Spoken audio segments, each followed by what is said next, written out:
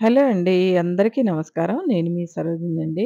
ఇలాగైతే నేను గురువారం రోజు, శ్రావణ గురువారం రోజు ఒకరోజు పూజ చేసుకున్నానండి. అవి పోస్ట్‌లో పెట్టాను. ఆ వీడియో పెట్టడం అలాగే ఉండిపోయిందండి.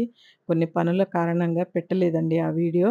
ఇంకా వీడియోలు చాలా ఉన్నాయండి. నిజంగా మా వాడికి కొంచెం పనుండి, బాబుకి పనుండి పెట్టడం లేదండి. ఇంకా ఏదన్నా ఉండని కానీ వ్లాగ్ అయితే పెట్టేయి నాన్న, లేట్‌గా అయినా చూస్తే చూసారు, లేపోతే లేదు. కానీ నేను తీసిందంతా వేస్ట్ అయిపోతుందిరా! నా కష్టమంతా నువ్వు ఇలాగా అంటే, వాడు కూడా బాధపడుతున్నాడండి. అమ్మ నువ్వు వీడియోలు చేస్తున్నావు గానీ నేను పెట్టలేకపోతున్నానమ్మా. అన్నీ ఇలాగే ఉండిపోతున్నాయండి. కొన్ని కొన్ని వ్లాగ్స్ అయితే అలాగే ఉండిపోతున్నాయండి. కొన్ని డిలీట్ కూడా చేసేస్తున్నామండి. మెమరీ సరిపోదు కదండీ ఫోన్‌లో కూడా. అంత సెక్యూరిటీగా ఏమి చేసుకోలేదండి మేము. కొద్ది కొద్దిగా ఏదో తీసి పెట్టుకుంటున్నాం అంతే. ఇంకా పెద్దగా ఏమి దాని మీదే శ్రద్ధ పెట్టడం లేదండి. మావోడు ఎందుకంటే పూర్తిగా ఇదే పనుంటే, దీని మీదే ఏదన్నా ఉంటే, ఇంక మావాడు కూడా ఏదన్నా చేసే జాబ్ వదులుకొని దీని మీద ఉంటాడు. కానీ నేను ఇంట్లో చేసుకుంటాను కదండీ! ఇంక వాడెళ్తే వాళ్ళు చేస్తేనే ఇంకా కాస్తో కూస్తో ఇంట్లో గడుస్తది కదండీ! ఇంకా ఇంట్లో నేను వాళ్ళకి సాయపడాలన్నట్టే నేను చేసుకుంటున్నానండి. ఇలాగా నాకు శంకు పువ్వు చక్కగా తులసి కొద్దిగా దొరికిందండి. దీపారాధన చేసుకున్నానండి. చక్కగా దీపారాధన చేసుకొని స్వామివారికైతే ముందు నేను అభిషేకం చేసుకున్నానండి. స్వామివార్లకి, లింగానికిను, శివలింగానికిను, వెంకటేశ్వర స్వామికి ముందే చేసేసుకొని, తర్వాత మాత్రం సాయిబాబాకి చేసుకుంటున్నానండి. ఆ రోజు బాబాకి నిజంగా మనస్ఫూర్తిగా పెట్టుకున్నా అండి. ఎంత ఆనందంగా అది పూజ చేసుకున్నాను కానీ, ఆ వ్లాగ్ పెట్టడం కుదరలేదండి. షార్ట్‌లో అయితే పెట్టామండి. కొద్ది కొద్దిగా షార్ట్‌లో అయితే వదిలేసాం కానీ, వ్లాగ్ ఉండిపోయిందండి. మా వారైతే చాలా పూలు తెచ్చాడండి. నిజంగా ముందు రోజు స్వామివారికి పెట్టడానికన్నట్టుగా చాలా పూలు తెచ్చాడు. అందుకే రకరకాల పూలతో మంచిగా చేశానండి. ఎప్పుడూ చేసేలా చేశానని అనుకుంటాను. మీరనుకుంటారు కానీ, నేను చేసే కష్టమంతా ఒక్కసారి గమనిస్తే అర్థమవుతుందండి మీకు.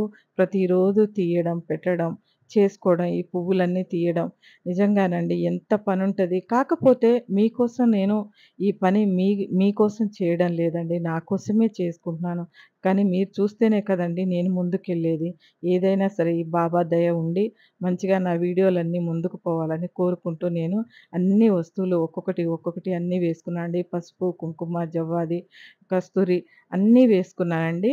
అక్షింతలు కొన్ని, పువ్వులు కూడా కొన్ని లూజ్ పువ్వులు వేసుకొని బాబా గారికైతే ఫస్టు ఇలా గంగాజలంతో మనము శుద్ధి చేసుకోవాలండి. చక్కగా పూసుకొని అభిషేకం అయితే చేసుకోవాలండి. సో, బాబాకి ఇలా మనము ఎంత ప్రేమతో చేసుకుంటే అంత అండి. నాకొక పెద్ద మనిషిలాగా అండి బాబా గారు. దేవుడు కాదండి. ఇంట్లో ఒక పెద్ద మనిషిలా నేను అనుకుంటానండి బాబాని. ఇలా పంచామృతాలతో మంచిగా చేసుకున్నానండి పూజనైతే. బాబా గారికి నేను శ్రావణ మాసంలో ఇలా చేస్తాను. అప్పుడప్పుడు కూడా చేస్తూ ఉంటానండి నేను.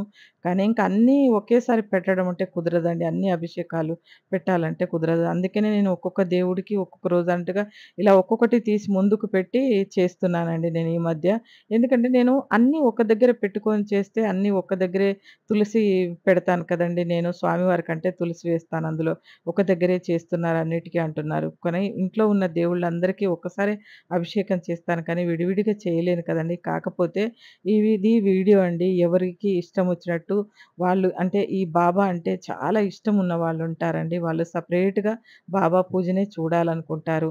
ఎందుకంటే నా ఇంటి చుట్టే ఉన్నారండి బాబా అభిమానులు. బాబాకి నిజంగా నిండు మనసుతో చేసుకుంటారండి వాళ్ళు.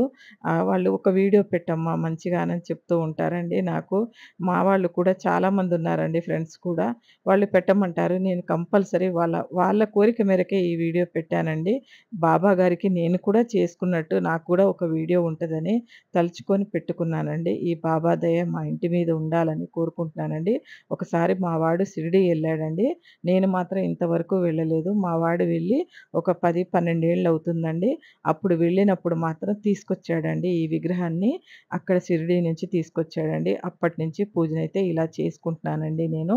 మందిరంలో ఉన్న ప్రతి ఒక్క దేవుడు ఒక్కొక్క మూమెంట్‌లో ఎక్కడికైనా వెళ్ళినప్పుడు మనం తీర్థయాత్రలు వెళ్ళినప్పుడు తెచ్చుకునేవేనండి అన్నీ కూడాను. అలా తెచ్చుకున్న విగ్రహాలే ఉన్నాయండి. జ్ఞాపకంగా మనము ఎక్కడికైనా తీర్థయాత్రలు వెళ్తే విగ్రహాలు తెచ్చుకోవాలి. ఏదన్నా తెచ్చుకోవాలంటారు కదండీ! అలా నేను విగ్రహాలు తెచ్చుకునేదాన్ని. ఇప్పటికి ఇంకెక్కువైపోయాయని తక్కువ తెస్తున్నానండి. చేశానండి. ఇలా అయితే పూజను స్వామివారికైతే విరజాజి పూలతో చక్కగా అలంకరించానండి. లింగమయ్యను కూడా మంచిగా అలంకరించుకున్నా అండి. శివయ్యనైతే ఇంత చక్కగా అలంకరించుకొని తర్వాత బాబా గారిని సెపరేట్‌గా అలంకరించుకున్నా అండి. ఇలాగా చక్కగా గంధపు బొట్లు పెట్టుకున్నానండి. ఈరోజు నేను ఈ పూజ చేస్తుంటే నాకు ఎంతో సంతోషంగా ఉందండి. మీరు చూసి ఒక సంతోషమైన కామెంట్ ఇస్తే ఈ బాధంతా ఎగిరిపోతదండి. ఎందుకంటే మీరిచ్చే ఒక్క కామెంట్ అండి నాకు సంతోషాన్నిచ్చి నన్ను ముందుకు నడిపించే కామెంట్ అండి మీది చెప్తున్నాను నేను. ఇలా చెప్తున్నానని ఏమీ అనుకోవద్దండి. ఎందుకంటే మీరు నా వాళ్ళని మీతో నేను పంచుకుంటున్నానండి. ఇలా ఎర్ర ఎర్ర గులాబీలన్నీ మంచిగా తెచ్చాడండి మా వారు.